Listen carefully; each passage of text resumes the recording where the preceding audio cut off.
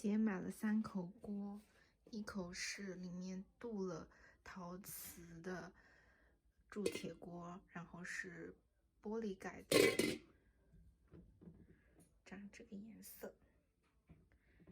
然后是一个雪平锅，我在 Amazon 上买的，不知道是不是正宗的。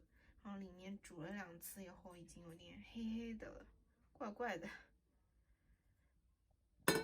还有一个就是铸铁锅，没有任何涂层的，